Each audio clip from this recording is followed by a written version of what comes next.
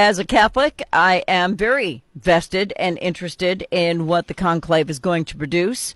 Pope Francis passed away very recently, so it's time to wait for the white smoke. Ambassador Francis Rooney is a former ambassador to the Holy See under George W. Bush. He joins me now on the live line. Hi, Ambassador. Hi, thanks for having me on. Yeah, thanks for being back. Okay, so Pope Francis was a very different pope. I know he left a legacy that a lot of people liked, but I felt he was the worst pope we've ever had in the history of my life. I did not care for him.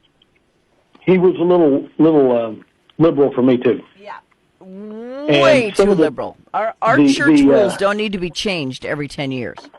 Yeah, and the creation of all these new cardinals all around the world is a different paradigm. I mean, instead of creating cardinals where they're Catholics, they created cardinals where Francis wanted to do it. Mm-hmm. Like in Mongolia, 1,500 Catholics in Mongolia. Yeah, don't need a cardinal there. Maybe a bishop, but not a cardinal. I just, a lot of the things that he did that were involved with climate change and stuff like that, and I'm like, yeah, God will take care of it. You're the Pope, you're not God. I really felt like he said things and then he put his foot in his mouth and he went backwards on it. But he was the first guy from, is it Latin America? Am I wrong? Was he the first Latino? First from Latin America and first from the Western Hemisphere. Yeah. So, I mean, at least that's cool. And he did it all with one lung. And I didn't really mind him reaching in on climate. I wrote some op-eds about that. I thought it was unfortunate they didn't call out any of these countries in Africa and stuff that have huge responsibility for plowing up their countries and taking bribes and ruining their their own environment. You know, yeah. It's not just oil companies; it's them. Yeah. A lot of people get mad at me when I say I don't care for this Pope. I did not care for this Pope. I didn't want anything bad to happen. I surely didn't want him to die, but old age gets everybody. We all owe a death, and he was 88 and he had pneumonia and with one lung. That's hard to get through. So the conclave has begun. And It usually takes a minute because they have to get what, a 3/4 vote? Got to get like 89. Yeah. I think it's 2/3. Yeah, I think so too. So, I mean, with that being said, how many cardinals are there in a conclave? Do we know? I think there's 130 something in this one. It's all the cardinals who are lower than 80 years old. Okay, that's a lot of cardinals. Well, especially because of what Francis did, yeah. Yeah, okay. So they are going to sit in seclusion like a jury at a trial. They will be isolated, and they have to keep voting till they come up with a new pope. That's right. What are you hoping for? Well, obviously, I'd like to see an American. I'm not sure that the Europeans and Italians would go for that. Yeah. But we have several really good American candidates, including one that our family knows very well. Mm-hmm. Well, that would be Father Bob Prevost, Cardinal Bob Prevost.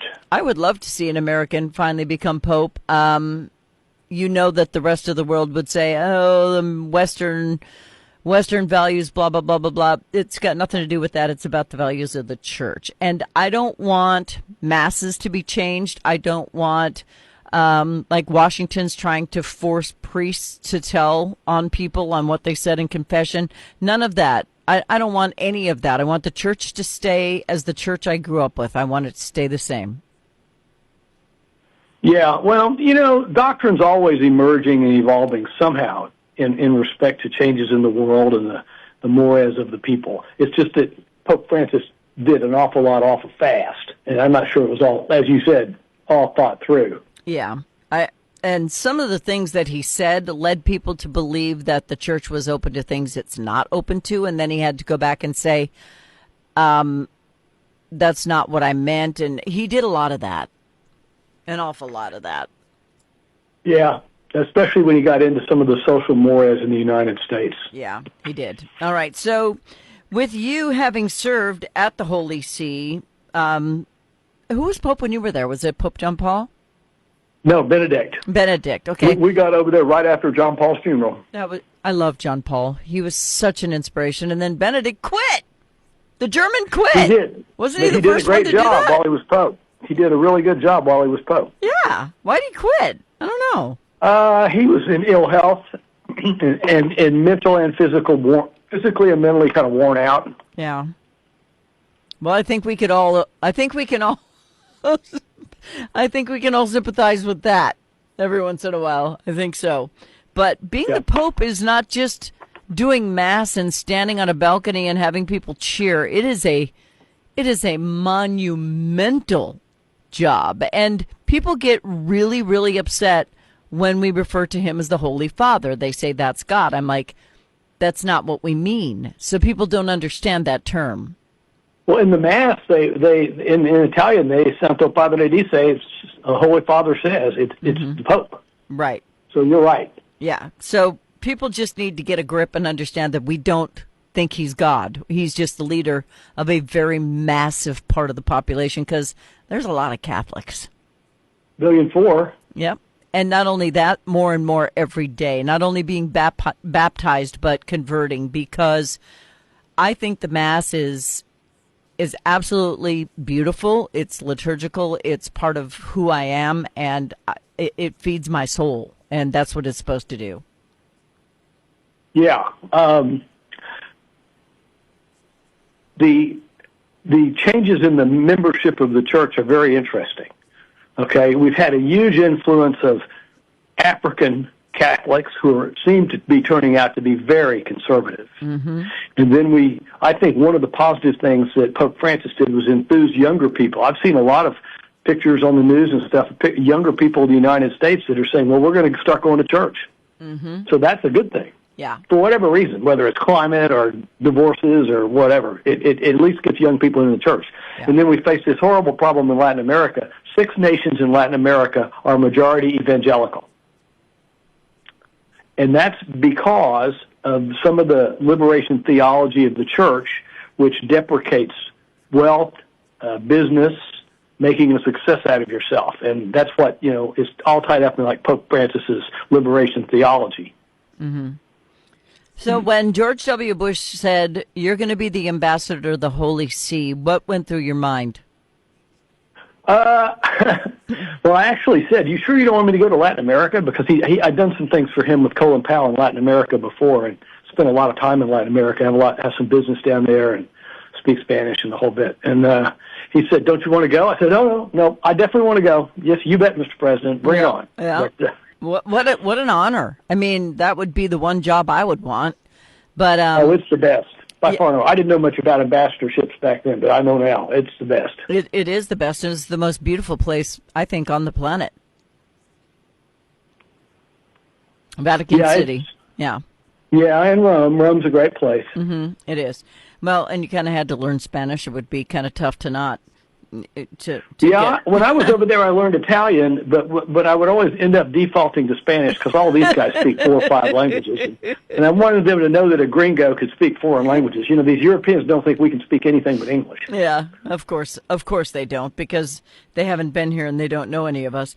But as far as Pope Francis, I mean, how long was he in there? Has it been 10 years? Oh, about 10, I think a little over 10 years. Yeah, 10 I forget years. Exactly. What do you think is the best thing he did for his legacy?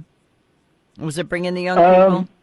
Yeah, I think bringing the young people. And it wasn't so terrible to have a message that reflects powerfully on social justice and things, but he took it a little far, that's all. Mm-hmm. I mean, no priest is going to argue about social justice and helping the disadvantaged and marginalized people in the world. That's kind of what churches are supposed to do. Right. But he took it a little far when he came attacking different countries' secular immigration policies without reflecting on their needs, the needs for their security, their needs for workforces, those kinds of things. He just painted with a real broad brush. Yeah, and he had a little bit too much to say about politics. Yeah, a lot.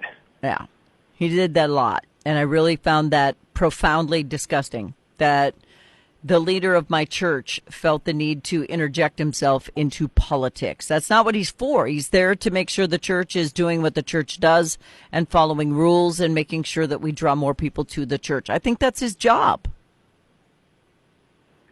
Well, definitely, that's a big part of it. Mm-hmm. But also, he is the keeper of the doctrine. And so it's dangerous when it gets too far off of the historical evolution of the doctrine and starts whacking things that Catholics are used to doing, like the Latin Mass, for example. Mm-hmm. Well, I hope that doesn't come back because I want to understand a word they say. My dad, when he was an altar boy, it was in Latin, so he always said, I wish they'd bring back the Latin Mass. I'm like, Dad, nobody speaks Latin anymore. What good would that do?